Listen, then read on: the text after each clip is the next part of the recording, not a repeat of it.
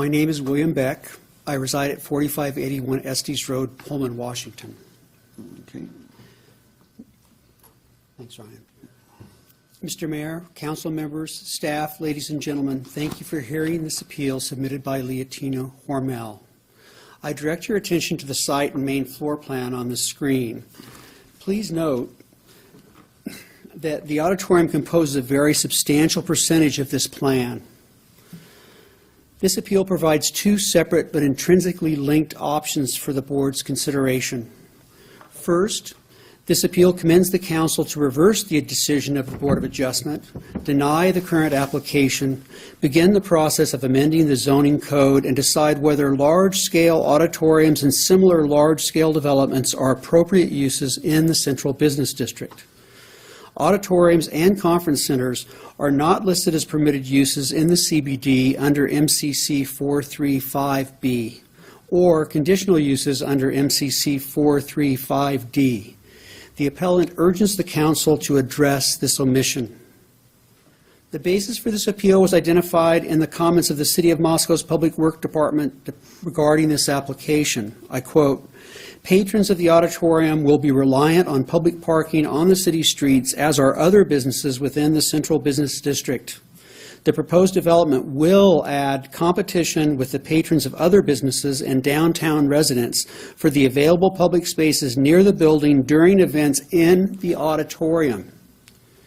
The applicant believes that all affected persons, including the public at large, should have the opportunity to participate in a discussion about the impact on the CBD and adjoining zones of large-scale development, specifically auditoriums and conference centers proposed to be located in the CBD.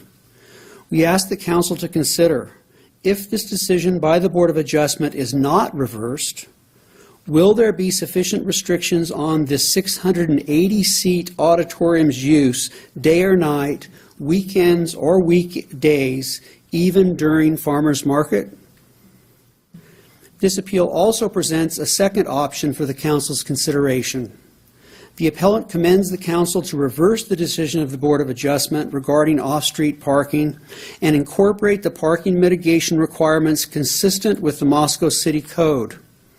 MCC 436D8 requires that consideration be given to, among other issues, parking, traffic, and safety impacts of the proposed use. While the Planning Division considered parking impacts of the educational aspect of the proposed use, they did not consider the impact of the auditorium. Please keep in mind this is a 680-seat auditorium.